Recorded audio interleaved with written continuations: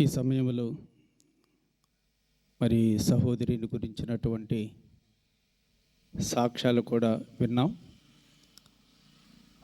వాస్తవంగా నాకు సిస్టర్ గురించి ఎక్కువ విషయాలు తెలియదు, కానీ ఇప్పుడు సాక్ష్యము వింటూ ఉండగా నాకు కొన్ని విషయాలు తెలిసాయి. మరి సహోదరి వివాహమైన తరువాత తన యొక్క భర్తను కోల్పోయిన విషయం నేను ఇప్పుడే విన్నాను. అలాగే తన కుమారుని పట్ల కూడా బాధ్యతగా తనను పెంచుతూ తనను చక్కగా చదివించి తను కూడా స్థానిక సంఘంలో నమ్మకమైనటువంటి పరిచారకురాలుగా ఉంటూ ప్రభువు కొరకై నమ్మకంగా జీవించి మరి ప్రభువు పిలుపుని బట్టి గత ఆదివారం ప్రభు సన్నిధికి వెళ్ళింది. మరి సోదరిని గురించి మనం వింటున్నప్పుడు తన యొక్క జీవితంలో కొంత మానసికమైనటువంటి బాధ కూడా తను అనుభవించింది అని నాకు అర్థమవుతుంది. ఎందుకంటే చిన్న వయసులోనే భర్తను కోల్పోవడం, కుమారుణ్ణి చదివించుకుంటూ తను ఉద్యోగం చేసుకుంటూ, అలాగే మరి చివరి దినాల్లో కొంత అనారోగ్యానికి కూడా గురి అయి తను మరి ప్రభు దగ్గరికి వెళ్ళిపోయింది. మరి తన పట్ల ప్రభు యొక్క చిత్తం అలాగ ఉన్నది. మరి ఈ దినాన మనందరం కూడా ఈ సందర్భంలో చేరి వచ్చి ఉండగా మరి దేవుడే తన చిత్త ప్రకారమైనటువంటి ఆదరణను, తన యొక్క తోడు, తన యొక్క సహాయమును మరి కుటుంబానికి, అన్నదమ్ములకు, అలాగే కుమారుడు హర్షకు కూడా ప్రభు తన సహాయాన్ని తప్పకుండా అనుగ్రహించువాడు అని మనం జ్ఞాపకం చేసుకుంటున్నాం. మరి ఈ సమయంలో దేవుని యొక్క వాక్యాన్ని చెప్పడానికి ప్రేమతో నన్ను ఆహ్వానించిన స్థానిక సంఘ పెద్దలు ఆనందరావు అన్న కుటుంబానికి, అలాగే సిస్టర్ లతా మేరీ గారి యొక్క కుమారుడు హర్షకు కూడా నా ప్రేమపూర్వకమైన వందనాలు తెలియచేస్తున్నాను. అలాగే చేరువచ్చిన సంఘం అంతటికి, బంధువులకు, స్నేహితులకు అందరికీ కూడా మరొకసారి ప్రభు అయిన క్రీస్తు యేసు నామములో నా వందనాలు తెలియచేస్తూ ఉన్నాను. దేవుని యొక్క వాక్యాన్ని మనం ఈ సమయంలో జ్ఞాపకం చేసుకుందాం. పరిశుద్ధ గ్రంథం బైబిల్లో నుండి ప్రసంగి గ్రంథములో ఒక వచనాన్ని మనం చదువుకుందాం. ప్రసంగి గ్రంథము 7వ అధ్యాయం 2వ వచనం నేను చదువుతున్నాను. ప్రసంగి గ్రంథము 7వ అధ్యాయము 2వ వచనం. విందు జరుగుచున్న ఇంటికి పోవుట కంటే ప్రలాపించుచున్న వారి ఇంటికి పోవుట మేలు. ఏలయనగా మరణము అందరికీ వచ్చును గనుక బ్రతుకువారు దానిని మనస్సున పెట్టుదురు. నేను కూడా చిన్న ప్రార్థన చేస్తాను. ప్రార్థన చేసి దేవుని ఆత్మ సహాయం కొరకు ప్రార్థన చేసుకొని కొద్ది నిమిషాలు దేవుని మాటలను మనం జ్ఞాపకం చేసుకుందాం. పరిశుద్ధుడు అయిన మా ప్రియ తండ్రి, పూర్ణ హృదయంతో మిమ్మల్ని స్తుతిస్తున్నాం, ఘనపరుస్తున్నాం. ఈ సమయంలో మీ పాద సన్నిధికి చేరి వచ్చి మా సహోదరి లతా మేరీ గారి యొక్క ఆదరణ కూడికలు ఇంతవరకు మీరు తోడుగా ఉండి జరిగించిన ప్రతి విధమైనటువంటి కార్యములను బట్టి, మీ సహాయమును బట్టి మీకు స్తోత్రములు చెల్లిస్తూ ఉన్నాం. సహోదరి యొక్క జీవితంలో ప్రభువా మీరు చేసినటువంటి ప్రతి విధమైన కార్యమును బట్టి, మీ తోడు, మీరిచ్చిన ఆదరణ, మీ కృప అంతటిని బట్టి మీకు స్తోత్రములు చెల్లిస్తున్నాం. ప్రభువా మరి మీ చిత్తమును బట్టి తనను మరి గత నెల 24వ తారీఖున మీ సన్నిధికి పిలుచుకున్నారు. ప్రభువా మరి విడువబడినటువంటి కుమారుడు హర్ష కొరకును, అలాగే అన్నదమ్ముల కుటుంబాల కొరకును ప్రార్థన చేస్తున్నాం. ఆదరించే దేవుడవు నీవే, ధైర్యపరచే దేవుడవు నీవే, బలమిచ్చి బలపరచే దేవుడవు నీవే. సహాయం చేయండి ప్రభువా. మరి విశేషంగా ముఖ్యంగా ఆయన యవ్వన బిడ్డ హర్ష కొరకు కూడా మీ సన్నిధిలో ప్రార్థన చేస్తున్నాం. దేవా, తల్లిదండ్రులు లేని వారి పట్ల న్యాయము చేసే దేవుడు, వారికి అన్న వస్త్రాములనిచ్చి పోషించే దేవుడు నీవని ద్వితీయోపదేశ కాండములు మేము చదువుతున్నాం. ప్రభువా, హర్షాన్ని మీ కృపలో జ్ఞాపకం చేసుకోండి. దేవా, ఆ బిడ్డను మీరే తల్లిగా తండ్రిగా ఉండి ఆదరించి ఆ బిడ్డకు కావలసినటువంటి మంచి భవిష్యత్తును మీరు అనుగ్రహించమని మీ సన్నిధిలో ప్రార్థన చేస్తున్నాం. ఉన్నతమైనటువంటి జీవితం ఆ బిడ్డకు మీరు ప్రసాదించండి. తల్లిదండ్రులు లేని ఎస్తేరు పట్ల మీరు ఎలాగో కృప చూపించారో అట్టి కృపను హర్ష పట్ల కూడా మీరు అనుగ్రహించమని ప్రార్థన చేస్తున్నాం. ముఖ్యంగా దేవా, ఆ బిడ్డకు కావలసిన ఆత్మరక్షణ, పాప క్షమాపణ అనుభవం మీరు అనుగ్రహించమని ప్రార్థన చేస్తున్నాం. అయ్యా, సోదరి తను బ్రతికి ఉన్న కాలములో తన కుమారుని రక్షణ కొరకు ప్రార్థించని రోజు ఉండి ఉండదు. సంఘమంతా కూడా ఆ బిడ్డ కొరకు ప్రార్థన చేస్తూ ఉన్నారు. దేవా, ఆ తల్లి చేసినటువంటి ప్రార్థన ఫలితంగా ఆ బిడ్డ రక్షించబడాలని మేము ఆశించి మీ సన్నిధిలో కూడా ప్రార్థన చేస్తున్నాం. హర్షకు నాయన మారు మనసు దయచేయండి, ఆత్మరక్షణ దయచేయండి, మంచి భవిష్యత్తు ఆ బిడ్డకు అనుగ్రహించండి. ఆ తల్లి చేసినటువంటి ప్రార్థన వృధా కాదు అని మేము నమ్ముతున్నాము. దేవా, మీ కార్యములను జరిగించండి. ఈ సమయంలో నీ వాక్యమును మేము చదువుకొని నీ వాక్యమును మేము జ్ఞాపకం చేసుకుంటూ ఉండగా వాక్యము ద్వారా చేరి వచ్చిన అందరికీ కూడా క్షేమాభివృద్ధిని, ఆత్మ సంబంధమైన మేలు మీరే కలుగు చేయమని, నిలిచిన నన్ను మీ ఆత్మవశములో ఉంచుకొని అవసరమైన మాటలు నా నోటికిచ్చి ప్రభువా, మీ నామమునకు మహిమ ఘనత తెచ్చుకుంటారని, ఆత్మలకు క్షేమమును మీరు కలుగు చేస్తారని మీ ప్రియకుమారుడు మా రక్షకుడు ప్రభువైన యేసుక్రీస్తు ఘనమైన నామమున స్తోత్రములు చెల్లించి ప్రార్థన చేయుచున్నాము తండ్రి, ఆమేన్. దేవునికి మరి ఒకసారి స్తోత్రములు చెల్లిస్తున్నాం. ప్రభునందు ప్రియులారా, మరి సమయంలో దైవ గ్రంథంలో నుండి ఒక మాట మనం చదువుతున్నాం. సొలొమోను వ్రాసినటువంటి మాట ఇది. విందు జరుగుతున్న ఇంటికి పోవటం కంటే ప్రలాపించుచున్న వారి ఇంటికి పోవడం మేలు అన్నాడు. ఎందుకు అంటే మరణము అనేది అందరికీ వచ్చును అని వ్రాశాడు. కనుక ఆ ఇంటికి వెళితే మరణము అనేది అందరికీ వస్తుంది. కాబట్టి బ్రతికి ఉన్నటువంటి వారు మరణమును గూర్చి మనసులో ఆలోచన కలిగి ఉంటారు అని సొలొమోను వ్రాశాడు. ఇది ఎంతైనా వాస్తవం. ఈ సమయంలో మనం దైవ గ్రంథంలో చదువుకున్నటువంటి మాటలు మరణము అనేది అందరికీ వచ్చును అని సొలొమోను వ్రాసిన మాట. అందరికీ వచ్చేటువంటివి 3 ఉన్నాయి. అవి అందరికీ వస్తాయి. అంటే వాటిని మనము వద్దు అనుకున్నా కూడా వస్తాయి. అవి మనం ఎవరం కూడా వాస్తవంగా ఇష్టపడం కూడా, అయినా కూడా అవి మనకి వస్తాయి, అందరికీ వస్తాయి. వాటిలో మొదటిది ఏంటంటే అనారోగ్యం, రోగాలు అనేవి అందరికీ వస్తాయి. ఇక్కడ కూర్చున్న వారిలో ఇంతవరకు నాకు ఏ రోగం రాలేదు అన్నవారు ఎవరన్నా ఉన్నారా? ఎవరు ఉండరు కదా. అందరికీ కూడా రోగాలు వస్తాయి. పుట్టిన బిడ్డకు కూడా అనారోగ్యాలు వచ్చి వారిని హాస్పిటల్లో ట్రీట్మెంట్ చేసిన సందర్భాలు మనం ఎన్నో ఎరుగుదాం. కనుక రోగము అనేది ప్రతి ఒక్కరికి కూడా వస్తుంది. దేవుని వాక్యంలో మనం చదువుతున్నాం. యోహాను సువార్త 11వ అధ్యాయంలో యేసు ప్రేమించిన లాజరుకి రోగము వచ్చింది. చెప్తారు యేసు ప్రభువుతోటి శిష్యులు, నీవు ప్రేమించిన లాజరు రోగి అయి ఉన్నాడు అని చెప్తారు. అలాగైతే యేసు ప్రభువు ఎవరినైతే ప్రేమిస్తున్నాడో వారికి కూడా ఏమొస్తాయి? రోగాలు వస్తాయని దేవుని వాక్యంలో చదువుతున్నాం. యేసు ప్రేమించిన శిష్యుడు, ఆయన ప్రేమించే వారికి రోగాలు వస్తాయి, ఆయనను ప్రేమించే వారికి కూడా రోగాలు వస్తాయి. కనుక రోగాలు అనేవి, అనారోగ్యాలు అనేవి అవి అందరికీ వచ్చేవే. అయితే యేసు ప్రభు అక్కడ ఒక మాట చెబుతాడు. ఏమంటాడంటే, లాజరుకు వచ్చినటువంటి రోగము అది మరణకరమైనది కాదు అంటాడు.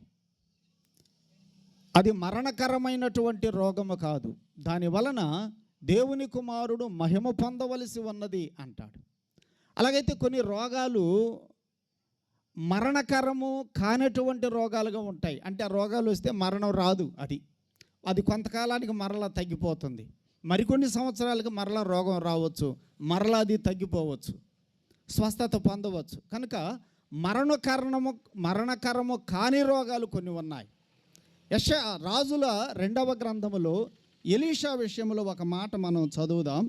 రాజులు 2వ గ్రంథం 13వ అధ్యాయములో ఎలీషాకు కూడా రోగము వచ్చిందని చదువుతా. ఎలీషా గొప్ప దైవజనుడు. ఎలీషా చేసినటువంటి అద్భుతాలు ఎన్నో ఉన్నాయి. ఆ నయమానుకు వచ్చినటువంటి కుష్ఠరోగాన్ని బాగు చేసినటువంటి వాడు ఎలీషా. యెరికో పట్టణములో మృతకరమైనటువంటి నీటిని మంచి నీటినిగా మార్చినటువంటి వాడు ఎలీషా. కనుక ఎన్నో గొప్ప అద్భుతాలు చేసినటువంటి ఎలీషాకు కూడా ఒక దినాన రోగము వచ్చింది. ఎలీషాకు వచ్చినటువంటి రోగము గురించి మనం ఏం చదువుతున్నామంటే రాజులు 2వ గ్రంథం 13వ అధ్యాయములో 14వ వచనం చూడండి. 14వ వచనం, అంతటా ఎలీషా మరణకరమైన రోగము చేత పీడితుడై ఉండగా అని చదువుతున్నాం. ఇక్కడ ఎలీషాకు వచ్చినటువంటి రోగము మరణకరమైన రోగము. లాజరుకు వచ్చినటువంటి రోగము అది మరణకరము కాని రోగం. యేసు ప్రభువే చెప్పాడు, అది మరణము కొరకు వచ్చినది కాదు అన్నాడు. కానీ ఎలీషాకు వచ్చిన రోగం ఏ రోగం అని చదువుతున్నాం? ఎలీషాకు వచ్చినటువంటి రోగము అది మరణకరమైన రోగము. క్రింద 20వ వచనం మనం చదివితే, తర్వాత ఎలీషా మృతి పొందగా అని చదువుతున్నాం. చూసారా, ఎలీషాకు మరణకరమైన రోగము వచ్చింది, ఎలీషా మృతి చెందాడు. అలాగైతే ప్రియులారా, ఎలీషా గొప్ప దైవజనుడు, ఎన్నో గొప్ప అద్భుతాలు చేసినటువంటి వాడు. కానీ అటువంటి ఎలీషాకు చివరి దినాల్లో మరణకరమైన రోగము వచ్చి అతడు మృతి చెందినట్లుగా మనం చదువుతున్నాం. అలాగైతే రోగము అనేది ప్రతి ఒక్కరికి వస్తుంది. యేసు ప్రభువుని ప్రేమించే వారికి వస్తుంది. యేసు ప్రభువు ఎవరినైతే ప్రేమిస్తాడో వారికి వస్తుంది. ఎంతటి గొప్ప దైవజనులకైనా కూడా అనారోగ్యము, రోగం అనేది తప్పకుండా వస్తుంది. దైవజనుడు, గొప్ప దైవజనుడు భక్త్ సింగ్ గారు కూడా మరి అనారోగ్యం వచ్చి చివరి దినాల్లో కొన్ని సంవత్సరాలు ఆయన కోమాలోనే ఉండిపోయాడట. గొప్ప దైవజనుడు, ప్రపంచవ్యాప్తంగా గొప్ప సేవ చేసినటువంటి బిల్లీ గ్రహం గారికి కూడా పార్కిన్సన్ వ్యాధి వచ్చి కొన్ని సంవత్సరాలు ఆయన మంచంలోనే ఉన్నాడు. కాబట్టి ప్రియులారా, దేవుని పిల్లలకు కూడా రోగాలు వస్తాయి. దేవుని వాక్యంలో మనం అదే చదువుతున్నాం. కనుక అందరికీ వచ్చేవి ఏంటంటే, ఒకటి అనారోగ్యం, రోగములు అనేవి అందరికీ వచ్చేవి. రెండవది వృద్ధాప్యము అనేది కూడా అందరికి వస్తుంది. ముసలితనము అనేది కూడా అది అందరికీ వచ్చేదే. దైవ గ్రంథములో ఒక యవనస్తుడిని మనం జ్ఞాపకం చేసుకుంటే అతని పేరు దావీదు. దావీదు యువకుడుగా ఉన్నప్పుడు, యవనస్తుడుగా ఉన్నప్పుడు ఆయన గొర్రెలను మేపుతున్నాడు. గొర్రెలను మేపుకుంటూ ఉండగా ఒక దినాన సింహము వచ్చింది, ఎలుగుబంటి వచ్చింది. గొర్రె పిల్లను పట్టుకొని తీసుకొని వెళుతుంటే యవనస్తుడుగా ఉన్నటువంటి ఆ దావీదు ఆ సింహమును, ఎలుగుబంటిని తరిమి వాటి గడ్డమును పట్టుకొని వాటిని ఏం చేశాడని చదువుతున్నాం? చంపివేశాడు. సింహమును చంపినవాడు, ఎలుగుబంటిని చంపినవాడు ఏ వయసులో? యవన ప్రాయములో ఉన్నప్పుడు. అదే యవన ప్రాయములో ఉన్నటువంటి ఆ దావీదే తనకంటే బలాఢ్యుడు, తనకంటే వయసులో పెద్దవాడైనటువంటి గొల్యాతును కూడా చంపినట్లుగా మనం వాక్యంలో చదువుతున్నాం. ఆ యవనస్తుడైనటువంటి దావీదే ఒక దినాన సౌలుకు అల్లుడు కావాలనేటువంటి కోరిక కలిగిన వాడై 200 మంది ఫిలిష్తీయులను చంపాడు. చూసారా, యవ్వన ప్రాయములో యవ్వన బలము కలిగినటువంటి ఆ దావీదు సింహమును చంపాడు, ఎలుగుబంటిని చంపాడు, గొల్యాతును చంపాడు, 200 మంది ఫిలిష్తీయులను చంపాడు. కానీ ఆ యవ్వన బలం, యవ్వన ఆరోగ్యం ఎల్లకాలం ఉంటుందా? రాజులు 1వ గ్రంథం 1వ అధ్యాయం 1వ వచనం చూడండి. ఆ దావీదు గురించి వ్రాయబడినటువంటి ఒక మాట నేను జ్ఞాపకం చేస్తున్నాను. రాజులు 1వ గ్రంథం 1వ అధ్యాయం 1వ వచనములో ఆ దావీదును గురించి చూడండి. చాలా మంచి మాట మనం చదువుతున్నాం. రాజైన దావీదు బహువృద్ధుడు కాగా. చూసారా ఇప్పుడు ఏమైపోయాడు దావీదు? దావీదు ఏమైపోయాడు? బహువృద్ధుడైపోయాడు. ఎంత వృద్ధుడయ్యాడంటే మనం క్రింద వచనాలు చదువుతుంటే అతడు చలికి వణికిపోతున్నాడు. ఎన్ని బట్టలు కప్పినా కూడా అతనికి చలి ఆగడం లేదట. ఆ మాటలు మనం చదువుతున్నాం. అంత వృద్ధుడైపోయాడు. కాబట్టి మన బలం, మన ఆరోగ్యం, మన యవ్వనం అది ఎల్లకాలం ఉండదు. వృద్ధాప్యము అందరికీ వస్తుంది. దావీదుకి వృద్ధాప్యము వచ్చింది. ఎంత వృద్ధుడంటే బహువృద్ధుడైపోయాడు. అలాగైతే ఈ కూడికలో యవ్వన బిడ్డలారా, నీ యవ్వనమును చూసుకొని, నీ యవ్వన అందాన్ని చూసుకొని, నీ యవ్వన బలమును చూసుకొని మురిసిపోతున్నావేమో. దావీదును చూడు. దావీదు కూడా యువకుడుగా ఉన్నప్పుడు సింహమును చంపాడు, ఎలుగుబంటిని చంపాడు, గొలియాతును చంపాడు, ఫిలిస్తీన్లను చంపాడు, ఎన్నో యుద్ధములు చేశాడు. కానీ దేనిని ఆపుకోలేకపోయాడు? వృద్ధాప్యమును ఆపుకోలేకపోయాడు. అది ఆగదు. వృద్ధాప్యము అనేది అందరికీ వస్తుంది. దావీదుకు కూడా వచ్చింది, నీకు కూడా వస్తుంది. గుర్తుపెట్టుకో. నీ యవ్వనములో, యవ్వన ప్రాయములో ఉన్నాను కదా, యవ్వన కోరికలు, యవ్వన అందం, యవ్వన ఆశలు ఇవి శాశ్వతం కాదు. కనుక ప్రియ సోదరుడా, సోదరి, యవ్వనములో ఉన్నటువంటి నీకు కూడా ఒక దినాన బహువృద్ధుడు అవుతావు. ఆలోచన చేసుకో. వృద్ధాప్యము కూడా అది అందరికీ వచ్చేదే. రోగములు అందరికీ వస్తాయి, వృద్ధాప్యము అందరికీ వస్తుంది. చివరిగా మూడవ మాట మనం జ్ఞాపకం చేసుకుంటున్నాం. సొలొమోను చెప్పాడు, ఏమన్నాడు? మరణము అందరికీ వస్తుంది. మరణము కూడా అందరికీ వస్తుంది. మరణానికి వయసుతో తారతమ్యత లేదు. ఏ వయసు వారికైనా కూడా మరణము వస్తుంది. వయసుకి చదువుకున్నవాడని చదువు లేనివాడనేటువంటి భేదం లేదు. మరణము పేదవాడికి వస్తుంది, చదువుకున్నవాడికి కూడా వస్తుంది. మనము దేవుని వాక్యములో ఒక మాట జ్ఞాపకం చేసుకుంటే లూకాసు వార్త 16వ అధ్యాయములో అక్కడ ధనవంతుడు లాజరు ఇద్దరు మనకు కనిపిస్తారు. వారిద్దరి మరణాలను గురించి వ్రాయబడిన మాట మనం జ్ఞాపకం చేసుకుంటే అక్కడ చూడండి 22వ వచనంలో మనం చదివితే, ఆ దరిద్రుడు చనిపోయిన లాజరు ఎవరట? ఆయన దరిద్రుడు అని చదువుతున్నాం. దరిద్రుడు చనిపోయాడు. సరే, దరిద్రుడు కాబట్టి చనిపోయాడు అని అనుకుంటే 22వ వచనంలో చూడండి, ధనవంతుని గురించి ఏముంది? ధనవంతుడు కూడా చనిపోయి అనే మాట. ధనవంతుడు కూడా చనిపోయి, దరిద్రుడు చనిపోయాడు, ధనవంతుడు కూడా చనిపోయాడు. అంటే ఏంటి? కూడా అనే పదం ఎందుకు పెట్టాడు? ధనవంతుడు కూడా అంటే ధనవంతులకు కూడా ఏమొస్తుంది? మరణం వస్తుంది. మరణమునకు తారతమ్యత లేదు.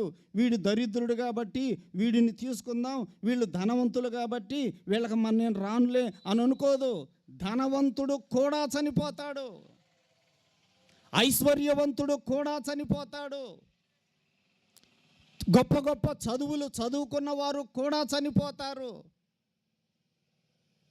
ప్రపంచాన్ని పరిపాలన చేసినటువంటి మహాచక్రవర్తి అలెగ్జాండర్ 32 సంవత్సరాల వయసులో చనిపోయాడు. చూసారా ఎంత యవ్వన ప్రాయములో చనిపోయాడో చూడండి. మరణానికి వయసుతో నిమిత్తం లేదు. ఏ వయసు వారికైనా మరణము సంభవిస్తుంది. సహోదరి మరి లతా మేరీ గారు కూడా కొన్ని సంవత్సరాలు, ఇంచుమించుగా 60 సంవత్సరాల వరకు ఆమె జీవించింది. ప్రభు పిలుపుని బట్టి వెళ్ళిపోయింది. మరణానికి వయసుతో నిమిత్తం లేదు. నువ్వు కుర్రవాడివి కాబట్టి నాకు అప్పుడే మరణం రాదని నువ్వు అనుకుంటావేమో. అలెగ్జాండర్ 32 సంవత్సరాల వయసులో చనిపోయాడు. ఆయన యువకుడుగా ఉండి దాదాపుగా ప్రపంచమంతటిని కూడా జయించినటువంటి మహాచక్రవర్తి అలెగ్జాండర్. 6 అడుగులున్నటువంటి అలెగ్జాండరు 6 మిల్లీమీటర్లున్న దోమ చేతిలో చచ్చిపోయాడు. తెలుసా? ఆయన ఎత్తేమో 6 అడుగులు. 6 అడుగులు ఉన్నటువంటి అలెగ్జాండర్ ఎవరి చేతిలో చనిపోయాడు?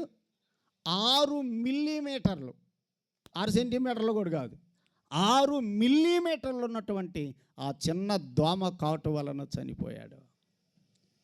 యవన బిడ్డలారా, సోదరులారా, సోదరీలారా, ఆలోచన చేయండి.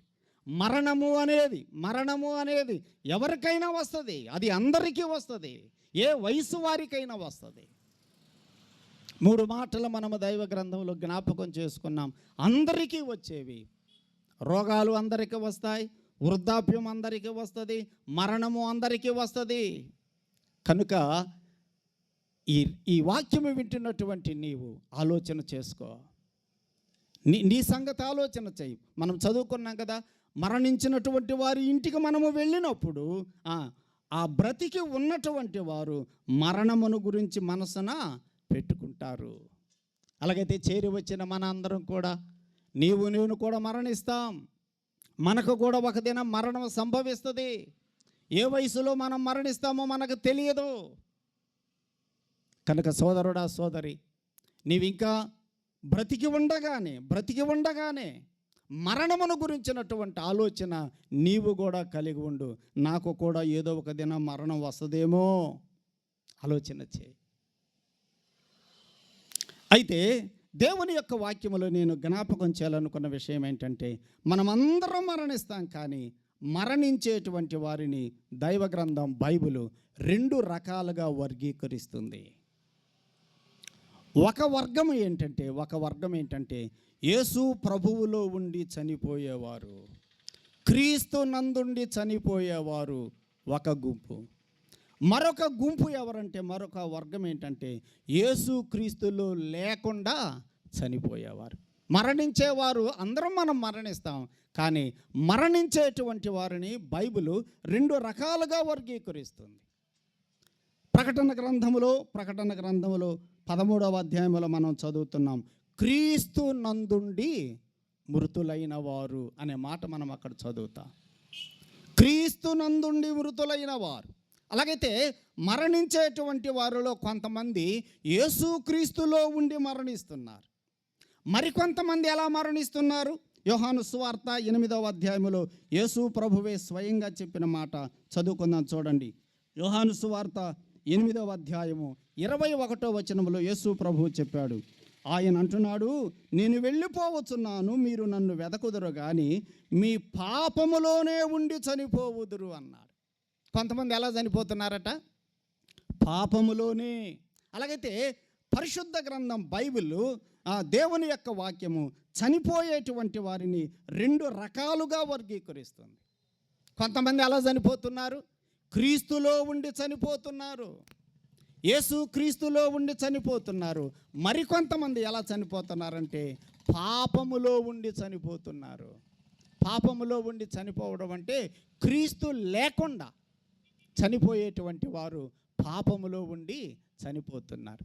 అక్కడే చెప్పాడు, చూడండి. యోహాను సువార్త 8వ అధ్యాయంలో 24వ వచనం, కాగా మీ పాపములోనే ఉండి మీరు చనిపోవదరని మీతో చెప్పి తిని, నేను ఆయనను అని మీరు విశ్వసించని ఎడల మీరు మీ పాపములోనే ఉండి చనిపోవుదురు. విన్నారా?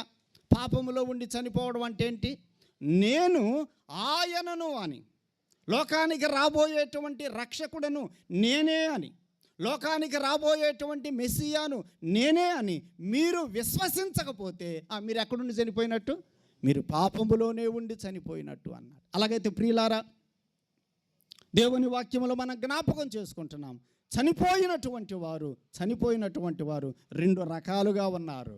కొందరేమో క్రీస్తులో ఉండి చనిపోతున్నారు, మరి కొందరేమో క్రీస్తులో లేకుండా యేసు ప్రభువుని విశ్వసించకుండా పాపములోనే ఉండి చనిపోతున్నారు. మన సహోదరి లతా మేరీ గారు యేసు క్రీస్తుని విశ్వసించి ఆయన నామమున బాప్తిస్మము పొంది ప్రభువుని ఆరాధిస్తూ ప్రభు యొక్క పరిచర్య చక్కగా చేస్తూ ప్రభువులో ఉండి మరణించింది కదా. దేవునికి స్తోత్రములు చెల్లిస్తున్నాం. క్రీస్తులో ఉండి చనిపోవడం అది ఎంత ధన్యతో మనము ప్రకటన గ్రంథంలోనే చదువుతున్నాం. క్రీస్తునందుండి మృతులైన వారు ధన్యులు, వారు తమ ప్రయాసములు మాని నిత్యత్వములో విశ్రాంతి పొందుతున్నారు. కాబట్టి యేసు క్రీస్తులో ఉండి మరణించడం అది ముఖ్యం, అది ధన్యత. అలాగైతే చేరి వచ్చినటువంటి సోదరులారా, సోదరీలారా, తల్లిదండ్రులారా, యేసు ప్రభువునందు విశ్వాసం ఉంచారా? బ్రతికి ఉన్నవారు మరణమును మనస్సున పెట్టుదురు అని వాక్యంలో చదువుతున్నాం. బ్రతికి ఉన్నటువంటి మనమందరం కూడా మన యొక్క మరణమును మనసుకు తెచ్చుకుందాం. నేను యేసుక్రీస్తులో ఉండి చనిపోతున్నానా, యేసుక్రీస్తు లేకుండా నేను చనిపోతానా? ఆలోచన చేయాలి. యేసుక్రీస్తులో ఉండి చనిపోవడము అది ధన్యకరం. ఇంకా ఈ కూడికలో యేసు ప్రభువుని ఎరగని వారు ఉన్నారా? మరి ఇందాకే సుధీర్ అన్న చక్కని పద్యం కూడా చెప్పాడు. ఎంతకాలం వాక్యము వింటూ కూడా మూర్ఖంగా ఉంటావు, ఎంతకాలం సువార్త వింటూ యేసు ప్రభువుని గురించి ఎరిగి ఉంటూ కూడా ఎంతకాలము నీవు ప్రభువునికి నీ జీవితంలో చోటివ్వకుండా, యేసు ప్రభువు సన్నిధిలో నీ పాపాలు ఒప్పుకొని పాపక్షమాపణ లేకుండా, ఆత్మరక్షణ లేకుండా ఉంటావు ఎంతకాలం? ప్రియ సోదరుడా, సోదరి, క్రీస్తుని విశ్వసించి క్రీస్తులో ఉండి మరణించడం అనేది అది ఎంత ధన్యతో ఆలోచన చేయండి. యేసు ప్రభువుని నమ్ముకోమని ప్రేమతో మరి ఒక్కసారి సహోదరి యొక్క ఆదరణ కూడికలో మనం జ్ఞాపకం చేసుకుంటున్నాం. ప్రియులారా, యేసు ప్రభువునందు విశ్వాసం ఉంచమని ప్రేమతో నేను కోరుతూ ఉన్నాను. మరణము అందరికీ వస్తుంది. అయితే అందరికీ వచ్చేటువంటి ఈ మరణములో 2 రకాలుగా ఉంటున్నారని మనం విన్నాం. కొందరు యేసు ప్రభువులో ఉండి చనిపోతున్నారు, కొందరేమో క్రీస్తు లేకుండా చనిపోతున్నారు. అయితే యోబు గ్రంథం 14వ అధ్యాయములో యోబు ఒక 2 ప్రశ్నలు అడుగుతున్నాడు. చూడండి, ఆ 2 ప్రశ్నలు మనం చదువుకొని ఆ 2 ప్రశ్నలకు కూడా ప్రభువైన యేసు క్రీస్తు ఇచ్చినటువంటి జవాబును మనం జ్ఞాపకం చేసుకుందాం.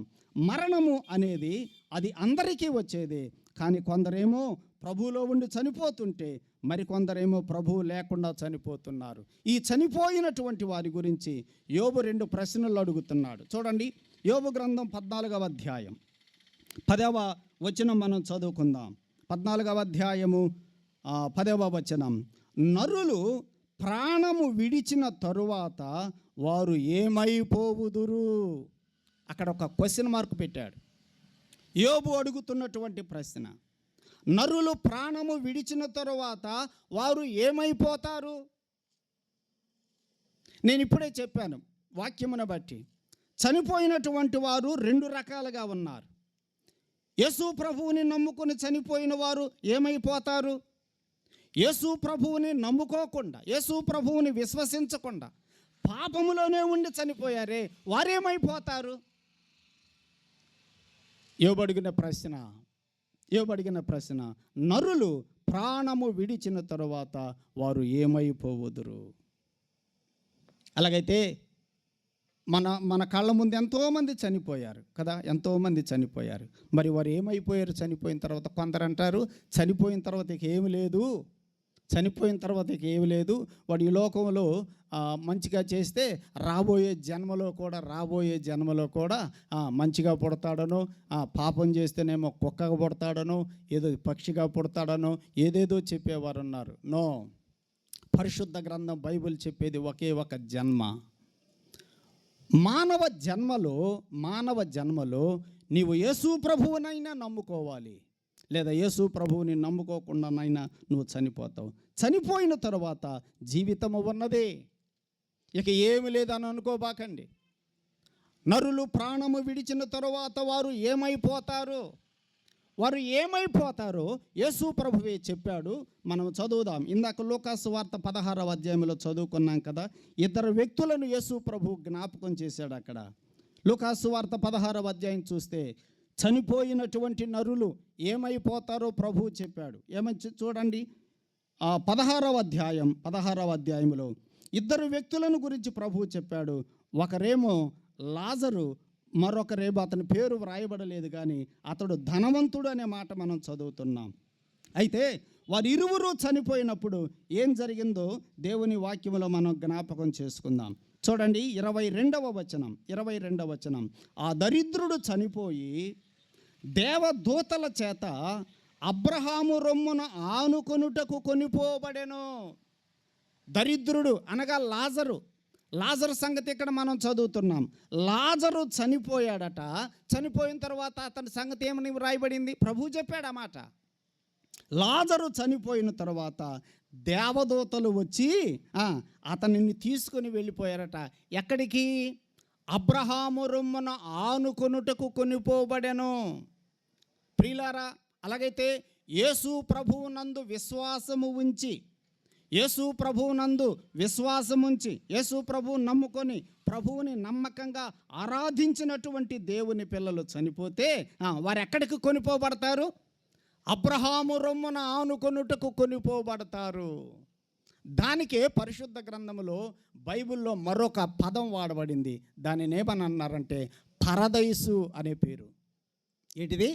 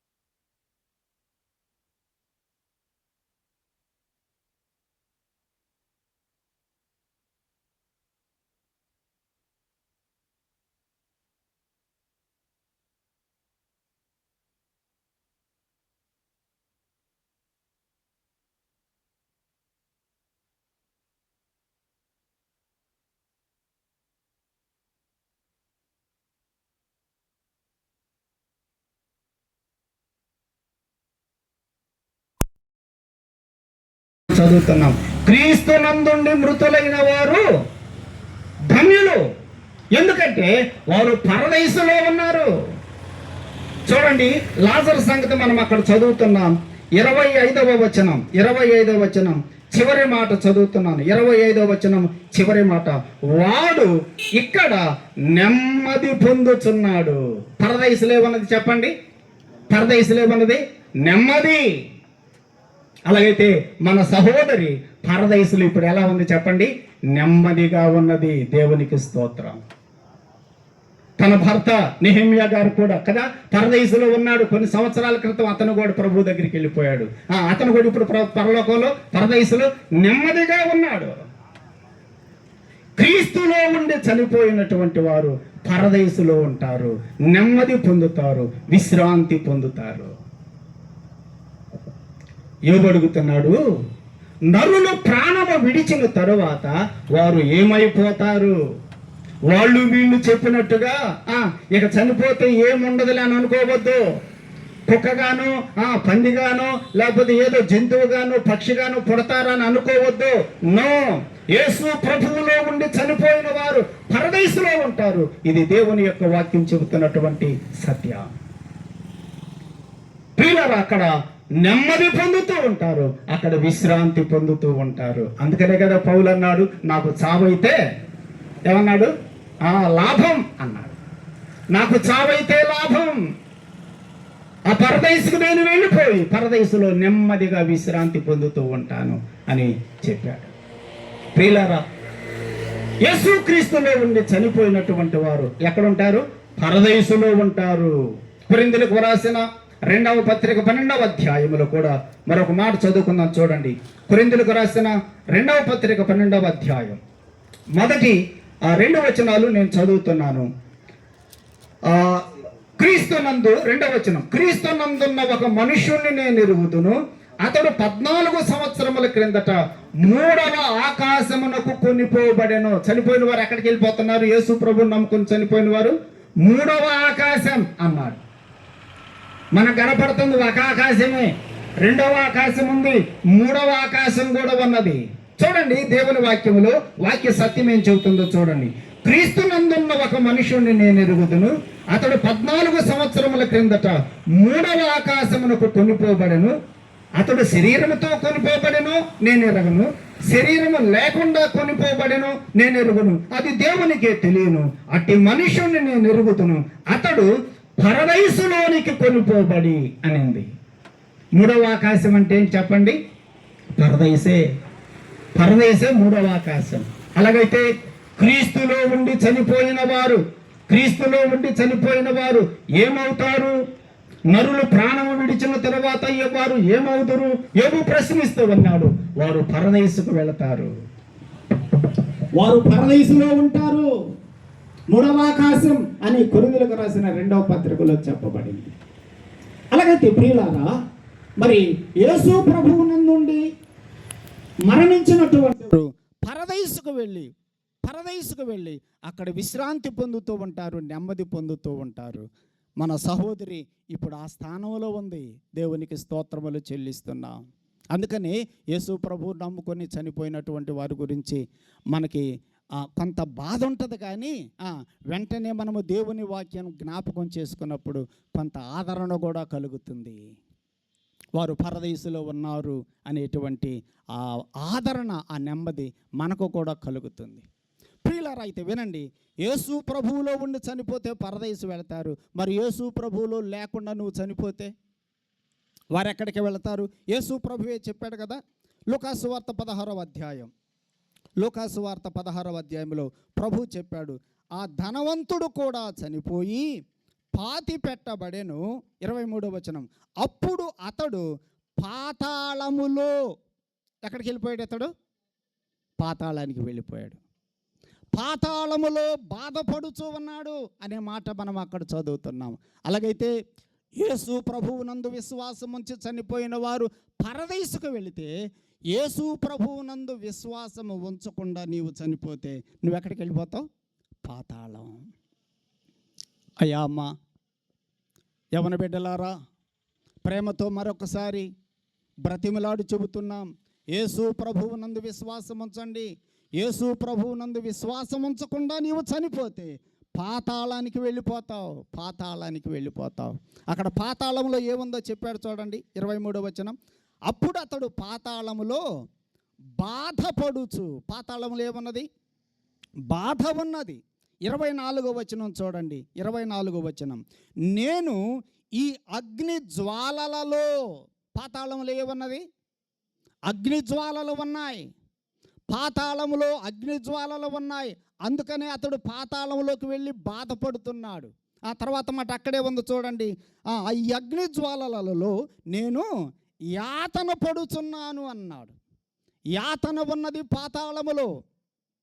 28వ వచనం కూడా చూడండి. వారును ఈ వేదనకరమైన స్థలమునకు రాకుండా, ఏ స్థలం అది? పాతాళం, వేదనకరమైన స్థలం. 3 మాటలు జ్ఞాపకం చేసుకుంటున్నాం ఇక్కడ. పాతాళములో యాతన ఉన్నది, పాతాళములో అగ్ని జ్వాలలు ఉన్నాయి, పాతాళములో బాధ ఉన్నది, పాతాళములో వేదన ఉన్నది. యేసు ప్రభువుని విశ్వసించకుండా నీవు చనిపోతే నీ స్థితి ఇది. ఒకవేళ ఆ మరణమే ఈరోజే సంభవిస్తే ఆలోచన చెయ్యి. ఈరోజే నీకు మరణం వస్తే, ఇక్కడ కన్ను మూచావంటే వెంటనే మనం కన్ను తెరిసేది ఎక్కడంటే ప్రభువుని నమ్మితే పరదేశులో, ప్రభువుని నమ్ముకోకపోతే పాతాళంలో. నేను ఉద్యోగం రాకముందు ఒక ప్రైవేట్ స్కూల్లో నేను టీచర్గా పనిచేశాను. నాతో పాటు ఇంకొక టీచర్ ఉన్నాడు. అతను తమిళనాడులో సేలంలో ఉంటాడు. ఆ టీచర్, మేమిద్దరం చాలా ఫ్రెండ్స్గా ఆ స్కూల్లో ఉండేవాళ్ళం. అతను కూడా నామకార్థపు క్రైస్తవుడు. నేను యేసు ప్రభువుని విశ్వసించి ప్రభువుని ఆరాధిస్తున్నాను. అయితే నా మనసులో మేమిద్దరం బాగా ఫ్రెండ్స్గా ఉండేవాళ్ళం. అయితే నాకు అతని గురించి ఉన్నటువంటి బాధ ఏంటంటే,